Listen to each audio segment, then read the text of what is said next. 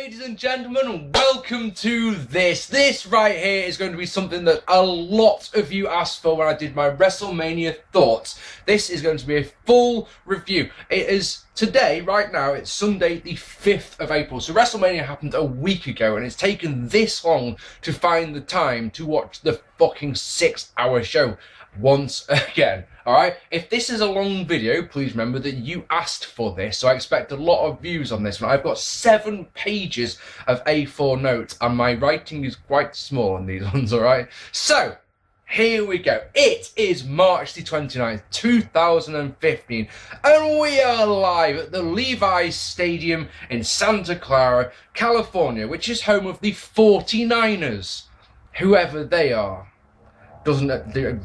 No idea. The stadium has only been opened a year, and let's be honest, it looks the business, even if the set for this year's WrestleMania is pretty minimalistic. There are 76,976 fans on hand for their show. This stadium has a maximum capacity of 75,000 fans, so that's quite an achievement, or someone's lying. One or the other. Shall we get on with it? Because there's quite a lot to get through. Cesaro and Tyson Kidd defeating Los Matadores, the Uso brothers, and the New Day in an alright match to retain the tag team titles. Holy shit, how hot does Natty Neidhart look when she makes her way to the ring? Cesaro takes out Ann Uso in the early going, which makes sense because the Uso in question has a fudged shoulder. A Matador is your Matador in peril until he can get a hot tag to the other Usos. Super kicks for everyone, asses in corners for everyone, but Cesaro tags in and gets a jackknife cover, which is broken by a splash from Big E. Kofi gets a nice assist of Meteora. Cesaro gets a suplex off the second rope. Then the Uso tries the same, but is stopped by a Matador. Their names are not mentioned, even to the point where the commentators don't know which is which. If the commentators don't know which is which, how the fuck am I meant to know which is which? Think about that one, lads. The Matador hits a nice splash. Then the Matadors get a good-looking double backcracker. Tyson uses Natty as a shield, but eats a big boot from Kofi. El Torito gets a Rana on Kofi, so eats a sharp shooter from Natty Neidhart. Why not? Naomi and the Uso dive onto everyone, and then Naomi hits the rear end on Natty. The rear end. What else would it be called? She drives her ass into you. The rear end. Aha! Big ending gets 2 for Big E. Super kicks everywhere while it leads to a Trouble in Paradise for Kidd. A Tower of Doom spot looks... Sorry, I thought I heard an emergency. It's just a seagull. It's alright. Tower of Doom spot looks good. Uso gets a frog splash on Big E, but as he was just about to leap off, Cesaro tagged him on the leg. So Cesaro's your legal man. He just needs to push the guy off and pin him, which is all good. At 9 minutes and 58 seconds. With so much happening in a match like this was never going to be boring, this one, was it? Loads happened, the crowd enjoy it. It didn't tell much of a story, I felt, but as an opening contest, I had no problem with this. This should have been on the main show, in my opinion. And yeah, I think 2.5 is a fair rating. Next, on the pre-show, because this was on the pre-show, and this was an hour into the pre-show, so for you've got an hour of listening to Booker T talking utter shit, like he does, and Renee Young smiling and nodding and looking so pretty.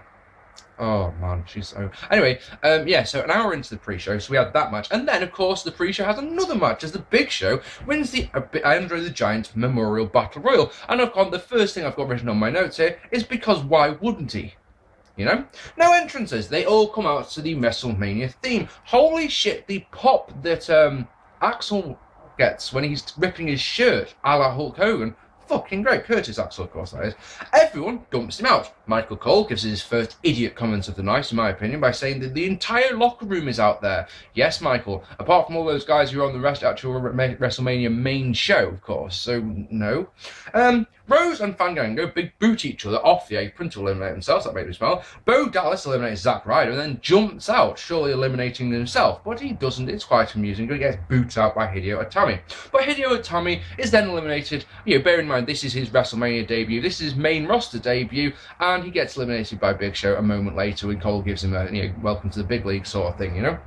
Big boos that for that one, by the way. Eliminations then come thick and fast. Ryback gets rid of a load of people. Show gets rid of a load of people. Gets rid of all of the New Day on his own. Kane saves Big Show from Ryback, then hits a double chokeslam on the Miz's.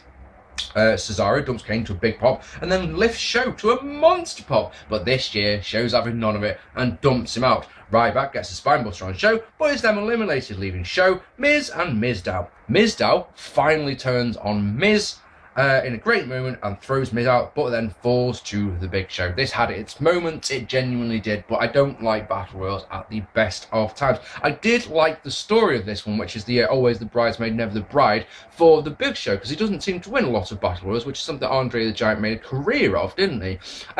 Miz versus Mizdow should have been a match at WrestleMania. This turn should have happened at least a month ago, in my opinion. I don't understand why this wasn't happening, and I still don't understand why Stardust versus Goldust didn't happen on this show, and Goldust was in this match. Yeah, it was alright. How's that sound? Aloe Black sings America the Beautiful. There is just one clip of Troops on the build-up video that you have. You're like, oh yeah. I don't know who he is, but he can sing and he doesn't need crib notes, so that's a start. LL Cool J does a video, it's a video package all about entertainment and all that and how it's changing. I actually enjoyed this, I can't deny that. So, our opening contest of the pay-per-view proper, WrestleMania play button, WrestleMania 31. It's Daniel Bryan defeating Luke Harper, Dolph Ziggler, Dean fucking Ambrose, Wade Barrett, R-Truth, and Stardust in a good ladder match to win the Intercontinental Championship. Maybe it's because I have 3 subwoofers, but holy shit, I've never noticed just how much bass there is in Daniel Bryan's music. Have fun with that one, checking out if that's true or not. Trust me, I've got 2 on my next to my TV, sorry, and then I've got a big powered subwoofer behind my sofa. And honestly, the fucking floor was shaking when Daniel Bryan came out. Fucking great. Anyway, let's go through this because there's lots of spots. Bring on the spots. Daniel Bryan. Speaking of Daniel Bryan, sorry. He comes out first, so he won the main event of WrestleMania 30 and is not only curtain jerking, but it's quite literally curtain jerking WrestleMania the year later. Not good. Anyway, Barrett out second, that bothers me, because he's the champion, shouldn't have come out second. And apparently R-Truth is called R-Trizzle by JBL. I don't know what the fuck that means, but there could be a good story coming into this one, of course, because R-Truth is apparently afraid of heights in a ladder match. That makes sense. It kind of makes me think of, goddamn, what was the ladder match where Joey Mercury got his face fucked up? Was it Armageddon 2006? Well, you had William Regal and Dave Taylor in there, both of which were afraid of heights. It makes me think of that. Anyway, highlight number 1 of this match is dives to the outside by everyone in the entire match.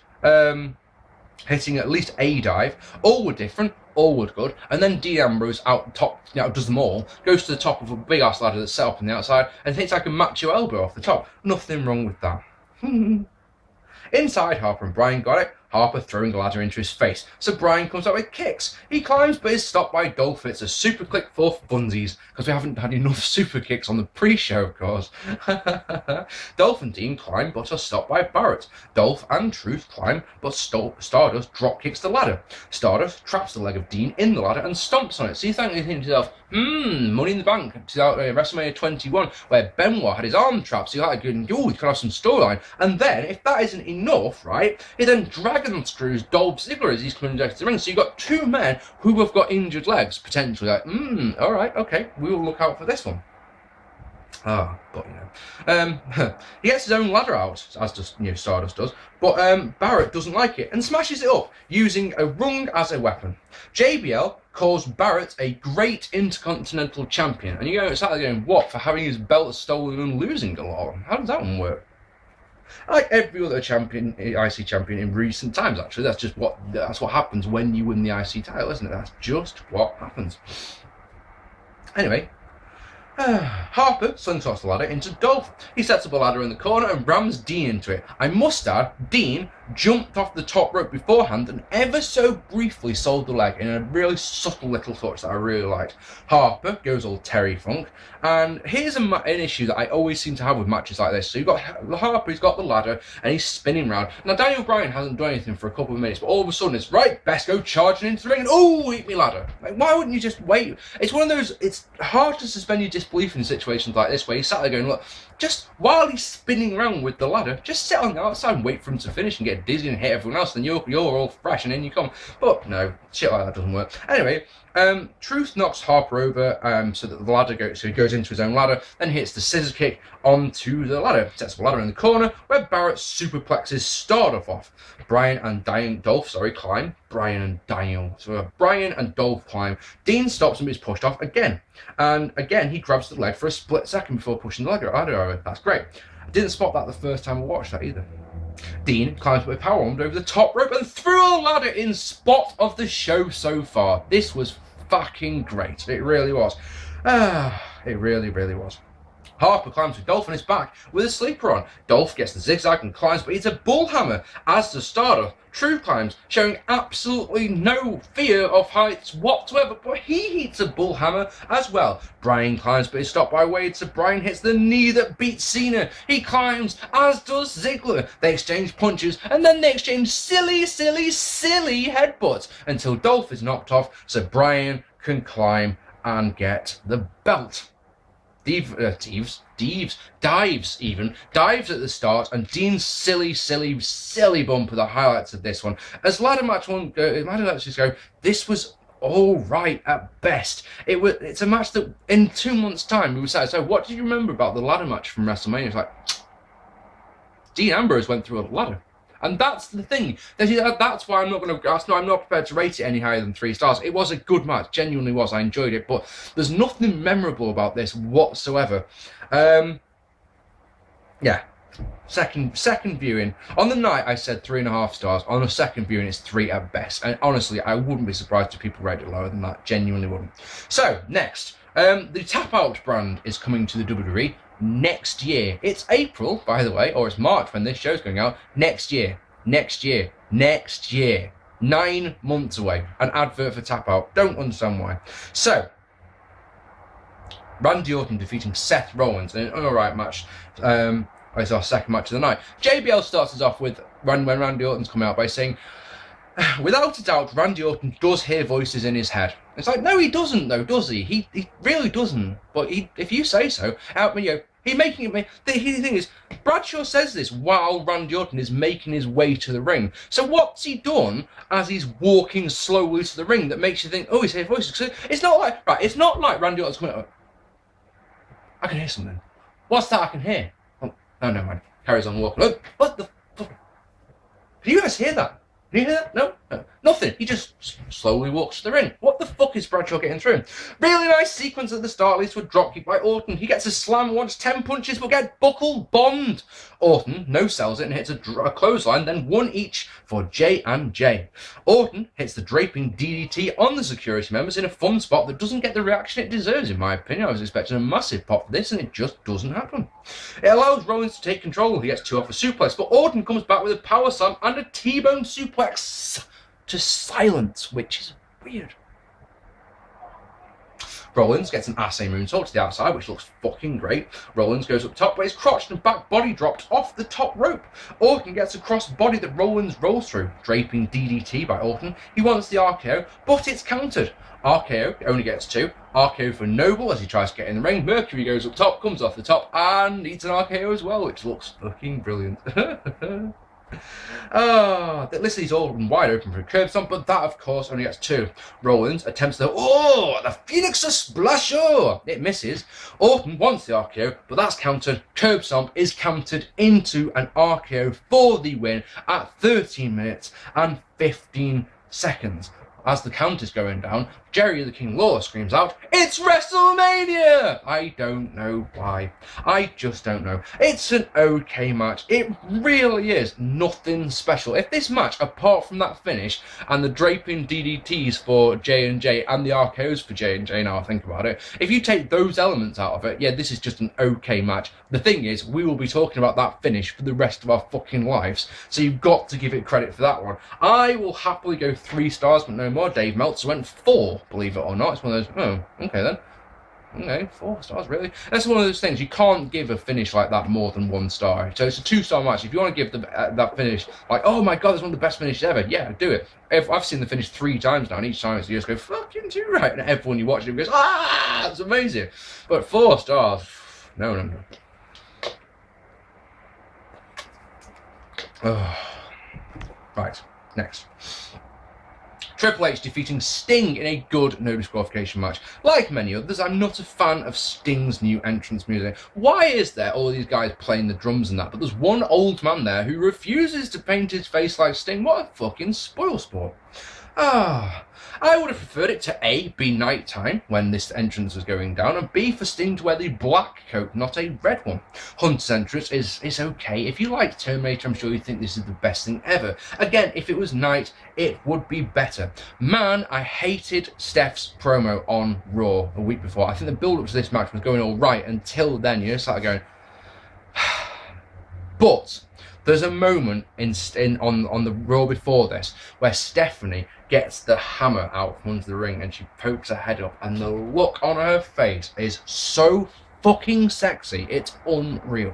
So, here we go. Sting gets a shoulder block and taunts to a big pop. Hunter gets a headlock takedown and a shoulder block of his own, but Sting comes back with a drop kick, drawing a "You've still got it" chant from the crowd. Triple H gets the knee, but Sting no-sells it. He wants the Scorpion, but Hunter bails. Back in, and Hunter gets a Ric Flair corner bump. Sting follows the outside and wants the splash, but eats barrier. Triple H gets a suplex and a knee to the face for 2, and there's some pretty loud spot calling going on from Hunter here. He's an evil motherfucker, so in the ring we get a chin lock. The announcers start lying into WCW something fierce, and this isn't just JBL. If JBL was doing it on his own, I would get it. He's meant to be the colour guy. He's meant to be the heel. He supports WWE. I get that. When Cole joins in, holy fuck, it is excruciating, boys.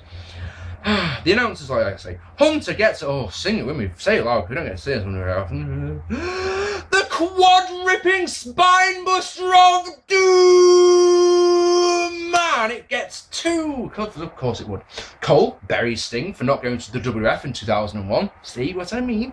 Scorpion Deathlock, and here's Degeneration X! Fucking yes! State of your trainers, Billy! Jesus, you can see those from the fucking moon! Sting easily gets rid of all of the DX guys, but it leaves him wide open through a pedigree. But that is countered by buying back body drop to the outside. Sting dives off the top rope onto all of DX. Wasn't expecting that. Popped for it. Genuinely.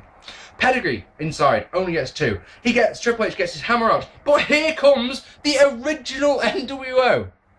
And it's like, yeah, so it's Scott Hall, and it's Kevin Nash, and it's Hulk Hogan doing the world's slowest running. Jesus Christ, it makes no sense. It makes no sense at all. Why would the NWO care about Sting, alright? Answer me that. But fuck that. It genuinely is one of those fuck that. Hogan makes me literally laugh out loud by crotch chopping Hunter. And when he then eats a Scorpion Death Drop for a great near fall. Scorpion Leg Lock. Everyone bumps on the... Stop that with your loud motorbike. Everyone bumps on the outside, including motherfucking Scott Hall. He wants the razor's edge. He does the pose and everything, but he gets back body drops. And I marked out so fucking hard for that moment. It's like this guy who has been fucking down and out and rebuilt his life and takes a bump at WrestleMania. Fucking good on you, Hall. Good on you. Hunter gets the ropes where Sting gets a second Scorpion draft bump, but son Shawn Michaels is in the ring, hits the sweet chin music, because why the fuck not? It's one of those, yeah! The cover by Hunter gets another good fall. Gunn hands the limit to Hunter. Hall hands the bat to Sting, who smashes the limit clean in two, which is fucking brilliant. Sting the splash, but a second one eats Hammer, which gets the win for Triple H at 18 minutes, the remnants of the Hammer, I should say, at 18 minutes and 36 seconds. As a match, as an actual wrestling match, it's okay. As a spectacle, guys, I fucking love this. This was absolutely fucking great. It made no sense. This one really genuinely doesn't. I mean, all DX being out there and NWO being out there, I mean, literally, it's one of those, if you stop and think about it, you just go, but why? But it's one of those, look, it's WrestleMania, DX versus NWO, fucking yes! But then I have a big issue, guys. I have a big issue with the finish of this match, because Triple H gets the rest of his hammer, and as Stinger's coming in for the Stinger splash, goes bam, smashes in the head. That gives him the win. And then Triple H demands that Sting shakes his hand, and Sting's going, look, I know you just hit me in the head with a hammer, but fuck it, let's be friends. Fuck off! Don't be doing that. Hit him back. Do something back. Then at least, if nothing else, you can tease them having a rematch or something. You beat me, but you took my fucking head sledgehammer to do it. Something like that I would have much preferred. But yeah, let's go 3 stars for this one again. It's a good, entertaining, I mean, like I say, as an actual match, again, this isn't great, but as a spectacle, fucking great. Maria Menounos, I think, is with Daniel Bryan. He's happy to be Intercontinental Champion, but he's interrupted by Pat Patterson, and then he's interrupted by Piper, and then he's interrupted by Steamboat, who does the worst Randy Savage impression I've ever heard, and then Ric Flair, who woos a lot. And then, of course, it's by Brett, and they all chant yes, until Ron Simmons appears, and Maria's like, were you Intercontinental Champion? And she's like, damn! And I'm like, yay, yay, yay. And then we fade out and they're yesing, and as far as I know, a week later, they're all still sat, yes, yeah, oh, shut up. Some bird performs some song. I'm sorry, Skylar sounds like a made-up name. I must confess that. On the night, I didn't watch any part of this. I went for a joint. Watching this the second time, it was like you sat there going, oh, go on, then do your bloody song.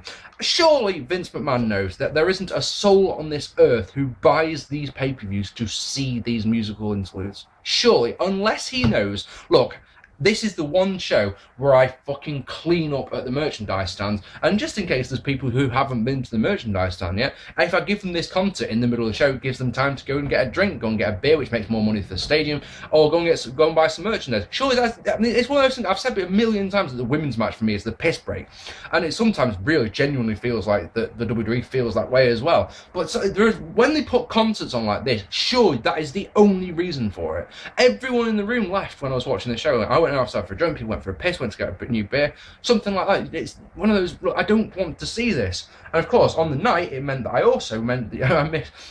it took a long time to have my joint, because I missed the women's match as well. I feel like I've got to review this one. So, AJ Lee and Paige defeating the Bella Twins in a match. Legit struggling to get my head around the build-up to this one. Lots of matches over the women's champion, the Divas title. Lead to a tag match at WrestleMania. I can't figure that one out. AJ is knocked to the outside. Every time she tries to get back in, she's knocked out again. So basically, it's a 6-minute long handicap match with Paige playing your Brit in peril. JBL says the Bella Twins have been oh, for fuck's sake. The Bellas have been twins for most of their lives. I really, really hope that was JBL attempting to be funny. Attempting and failing, but attempting to be funny nonetheless. Because people can't be that thick. They just can't, can they? Brack Attack gets 2, Paige gets a somersault dive off the apron and can finally get the tag to AJ, who gets a tornado stun gun. A horrible looking DDT gets 2 for her, and a Black Widow gets the win at 6 minutes and 42 seconds. The crowd were quiet, and this wasn't a patch on the worst of the NXT matches that I've seen recently. Trust me on that one. If you want to go 1 star, then alright, we'll go with 1 star, but nothing more than that. No.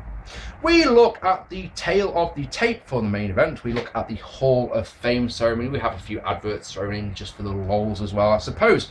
And then on to what is surely considered one of the main event matches, as John Cena defeating Rusev in an alright match to win the US title. Rusev's entrance is fucking great. He comes out on a tank, for goodness sake. It's one of those, as soon as he gets to ring, it's almost like he's saying, Cena, top that one. So what does Cena do? Cena goes deep down into the well and brings out his big list of presidential speeches. And I'm sat there as a Brit going, don't give a fuck. Don't give a fuck. I'm going to cheer for Rusev whatever you do, Cena, because I'm not American, so I don't care about like your president's telling you how fucking wonderful. Needs more troops, that video did. I might have cared. So what it goes like this, right? The video package finishes, and there is about 5 seconds of a USA chant that instantly stops as soon as Cena's music hits. Okay? This is a thing for the rest of the fucking match. Yeah, Cena's then booed out of the place, and Rusev, when they go for the introductions, demands to be introduced first, which is a really nice touch.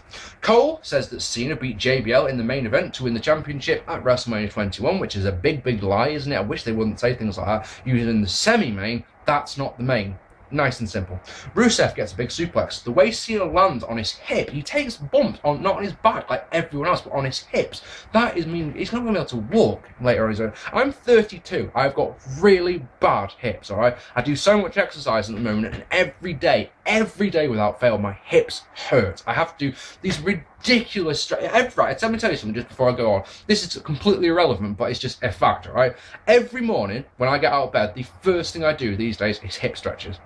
Oh, I have to do them, because on days like today, where I've forgotten to do them, right now, having stood here talking to you guys for however long I've been waffling on for at this point, I can feel pain in both my hips, alright? And I'm going to have to, when I'm done, I'm going to have to go and do some more hip stretches. I'm going to have to do them because I forgot to do them this morning, you know? Just thought I'd point that out, because like I say, if you're getting bumped on your hips, he's going to be suffering something fierce. Mine are because I played football as a goalkeeper for my school, for my college, alright? So, you know, I took a lot of hits on my, you think about it, I'm diving to the right, diving to the left, diving to the right, and I'm sure all that backyard wrestling bollocks that I did didn't help. I'm sure being obese from the rest of my life has not helped either. I'm working on that though, look at me.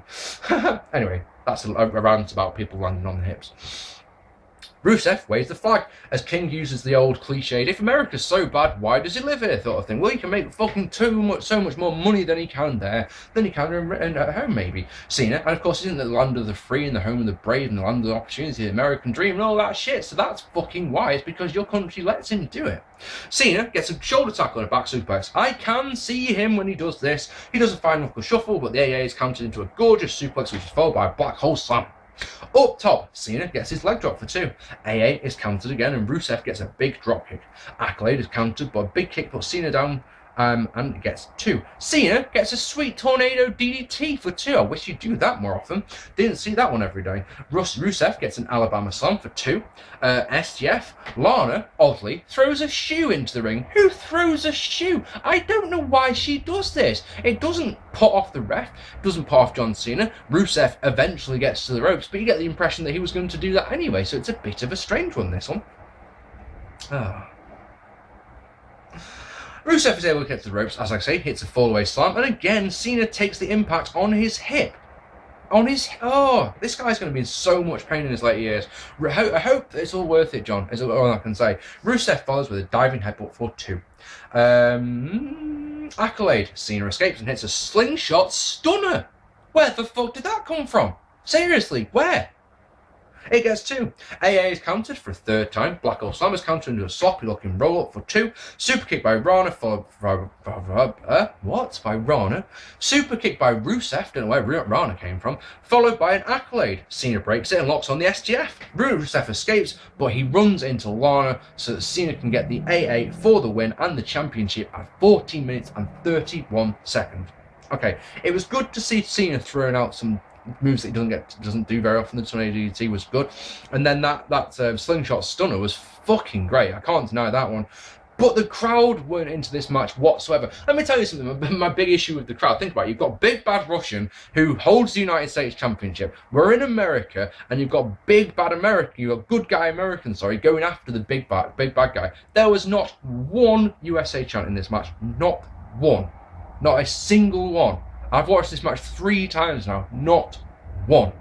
Think about that. It's one of those, look, this isn't working, because the majority of people there are just going, I don't care. Someone like me watching this, I'm just going to support Rusev by default. The thing is, from a storyline point of view, I know that we can all say until we're blue in the face, look, the wrong man won here. I would have had Rusev retain.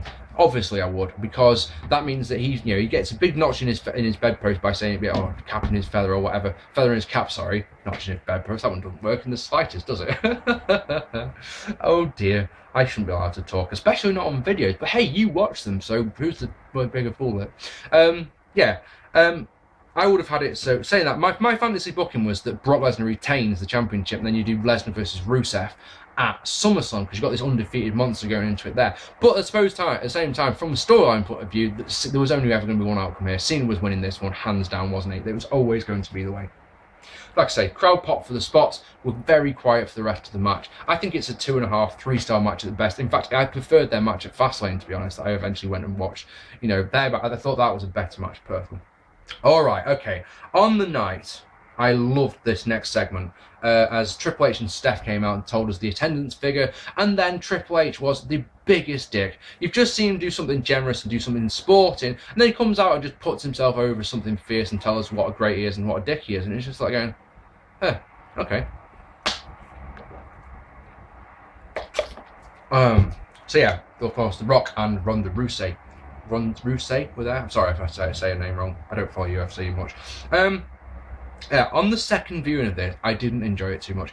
First things first, this thing is way too long. 23 minutes this segment went, and it needed 13 of those cutting off, in my opinion. Think of the 2 matches that went on the pre-show, just for example. I want to see some payoff here. I want Steph to get her ass kicked by this monster MMA fighter, and she doesn't. Triple H takes a hip toss, good on him. Steph gets her arm hugged by Ronda, and you start going, please, break her fucking arm. No, nothing at all.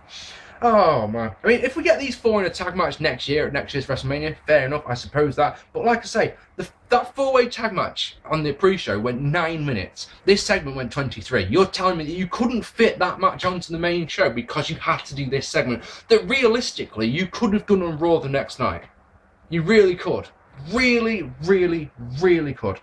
Yeah, so there's no payoff, unfortunately. I don't think that this will lead to a match. I think it was just they're creating a WrestleMania moment. And you sat there watching it. I was watching it with a couple of people who aren't the biggest wrestling fans the second time I watched this bit. And like, oh yeah, go on, break it. Oh no, nothing's happened. The disappointment coming out of this was just like, ugh, and it was just, like I say, way too long. Undertaker defeating Bray Wyatt in our semi-main. No build-up package at all for this, which could be put down to the last segment running long. It could be running down to the fact that Taker made precisely 0 appearances to promote this match. Bray's entrance with the Scarecrows is pretty cool. Reminding me of that episode of Doctor Who from season 3, where the family of blood, was it called? Was it called that one? Yeah, they had Scarecrow slaves or servants, whatever, and it just reminded me of that. Again, both he and Taker's entrance would have looked so much better in the dark. Taper, why not? Taper certainly looks in much better shape this year than he did last year. Bray starts off by eating a big boot and some punches in the corner. Taker gets old school, but when Bray clotheslines him off the outside, he no-sells and gets a leg drop on the apron, followed by Snake Eyes. I guess it was Snake Eyes. This is the first point in the show watching the replay that my network skipped for quite, skipped a big chunk as well. Bray beats on Taker, who looks knackered until the dead man can get the Hell's Gate by Bray. But Bray escapes, Crowd are dead now. Bray gets 2 off a slam and a senton. Sister Abigail is counted into a chokeslam followed by a tombstone that only gets 2. Sister Abigail also only gets 2. Bray does the spider walk until Taker does the zombie sit-up. Bray's face is fucking brilliant when Taker does this. Slugfest leads to another Sister Abigail attempt, which is counted into a second tombstone, which gets the win at 15 minutes and 12 seconds. Match is just very, very underwhelming. There is nothing to this one. There is nothing memorable about this one at all. And I'm sorry, but the wrong man won in this one. Bray Wyatt has done nothing of interest since he lost to... since he beat Daniel Bryan at Royal Rumble last year, in my opinion. This guy's just been on freefall, and there is nothing to him at all, and I just don't care. I thought the guy was so good. When they split the Wyatt family up, it was like, why are they doing that? Why are they doing that? Really, why are they doing that? And now Bray Wyatt's just one of those guys. I can't see him being in the company by the end of the year. Because I can't see what they could possibly do with him now. Anyway, our main event is Seth Rollins defeating Brock Lesnar and Roman Reigns in a great match to win the WWE World Heavyweight Championship. So yes, Seth Rollins isn't even in this match. That's been an interesting one. Reigns doesn't get exactly a great reaction when he makes his way to the ring. He's forcing his way to the crowd, and so certain people actually try to hold him back. Fuck off, so. Brock is the default babyface here. The moment his music hits, he is the default babyface. And of course, the fact that Paul Heyman does his ring entrance for him, or ring introduction for him, yeah, you are the default babyface. Let's go through this one, shall we? And then we are done. I'm sorry I've waffled on for too long, but you did ask for this, didn't you? Roman gets a few big punches in, busting Brock Lesnar open hard way. Why would you do that? Right. So Brock does what he does, hitting a German, and then the F5 doesn't cover though, because he follows with a release fisherman suplex. Roman tries punches and clotheslines, so Brock hits him with another German. Roman Reigns is smiling about this like a silly man. Massive back suplex gives us the Suplex City bitch thing that's turned into something pretty famous, something fierce, hasn't it? Roman gets some punches, so we get another German. It's followed by another by a forearm that puts Roman on the outside. When he comes back in, he tries and gets a big knee to the face of Lesnar. So Lesnar does what he does. I mean, I think that big knee busted his lip open well, so he's busted open in 2 places at this point. So yeah, like I say, Lesnar does what he does. Massive lariat knocks Lesnar. Knocks. It says Lesnar on my notes. A massive lariat by Lesnar knocks Lesnar off the apron. Such a knob. A massive lariat knocks Roman off the apron. Inside, Lesnar gets another suplex, so Roman bails. When he gets on the apron, Lesnar suplexes him back into the ring, and then gets a second F5 and hits the first cover of the match, and that only gets 2. Roman laughs some more, which makes Brock angry, because why would you do that? So we get another pair of suplex and a third F5. This time the cover only gets 2 again. They go outside where Lesnar is rammed into the ring post, instantly busting him open. Now I've heard talk, and I've had a couple of messages. Mark, have you heard about that? There was a blade used at WrestleMania. If that was the case, I didn't see it. And the way that he tried, look, I said this on my thoughts vid. Lesnar went into the post and he tried to get, it looked like he tried to get his head up, so he would have gone like that into his arm. But he went underneath his own arm, and basically the way that he bounced off the ring post, and then a second later has got the blood running down. I think it was hard way personally, but that's just me. This is what turns the tide, because to this point, Roman Reigns has been getting the shit kicked out of him. He's got minimal offense in, but Roman sees this one opportunity. He hits a Superman punch. Roman's face when Brock doesn't go down is fucking great. Honestly, it was so good. A second Superman punch connects, and then a third is countered as Lesnar wants another German. Roman gets the punch and the spear, and honestly, folks, I thought that was it. Game over. The first time I watched this on the night, that is game over. 1, 2, 3. It's like, no, come on, kick out. Yes, fucking yes. That reaction from me and my mate who was watching the show. 4th F5, but Brock can't cover, and here comes Seth Rollins, and he's cashing in his Money in the Bank briefcase. Seth gets rid of Reigns, hits the curb stomp on Lesnar. He wants another one, but Lesnar catches him, spins him up into the F5 position, but Reigns spears Lesnar to break it, and then Rollins, the way that Rollins sort of spears, he stays down, means that he's wide open for the curb stomp, and then as he goes for the cover, you can clearly hear Seth say, "Thank you, brother." 1, 2, 3. We've got a new champion at 16 minutes and 43 seconds. Did not predict this result going in. I don't think any of us did. I think all of us going into this match either predicted, we're all saying Brock retains and Rollins cashes in, Reigns wins, Rollins cashes in. I don't think anyone that I spoke to said Rollins cashes in mid-match. So that was fucking great. I love this match. It was everything I wanted it to be. Reigns lost, Rollins won, which is all good. We got some blood, we got a fuck ton of suplexes, crowd going fucking mental. And yeah, it took one little mistake by Lesnar for Reigns to be able to get any offense in. 4 stars, happily, willingly. If you want to go higher, please do. The only thing I didn't like about this one, there weren't really any stories to it as per se, but that's just me. If you want to go 4.5, I think we could go that one. Another nitpick I've got for this one, just a tiny little one, but anyone ever thought of this one? That's 2 years in a row that the Royal Rumble winner hasn't won the championship at WrestleMania. Just a thought. I mean, I don't think it's not that relevant, but it's just one of those things. Anyway, based on the star ratings, this is one of the best WrestleManias ever. It doesn't have that 5-star match that it needs so that it becomes one of the most memorable ever. I would take off the concert, I would take off the segment with the Authority, I would take off all the commercials. There is a bit in the middle of this, with that concert especially, that really drags this show down, because it's half an hour of just like, get the fuck on with it. I don't want to see this. If you lose all that, it probably is up in the top 5 of best WrestleManias ever. It probably deserves to be in there. Like I say, it just hasn't got that. Oh, remember that match? Remember last year at WrestleMania 30, you've got Triple H versus Daniel Bryan. That was a 5-star match. This year didn't have that 5-star match. WrestleMania 17, my favourite, had Do the Damn Things. So that was, it's still not as good as that. That's the yardstick, isn't it? If it's got 2 5-star matches, it ain't cooking. This one has. I mean, if you wanted to go the whole hog for the main event, I don't think I could begrudge you that much, but I just can't. Anyway, ladies and gentlemen, so seeing as the majority of the comments that I got on my WrestleMania Thoughts review were, please do a full review, let me know what you thought of WrestleMania 31 down below. It really would mean a lot, genuinely would. So, that's what I thought anyway. Please, ladies and gentlemen, if you haven't already, hit that subscribe button. I've got a load of really, really good videos coming up in April. Really have. My Q&A will be up in the next couple of days. And yeah, hit that subscribe button, hit the like button, follow me on Twitter, check me out on Facebook, all that jazz. Thank you so much to everyone who's subscribed to me recently. We're on 1,800 subscribers now, which is fucking ridiculous. One of those things I just struggling to get my head around. I was like, oh my god, there's so many people subscribed to me now. It's so good. Yeah, fun times ahead. I've been Mark P. Thank you so much for watching this. Take it easy, and I'll see you all very soon. And thank you for watching such a long ass video. Alright, thank you so much. Take it easy, guys.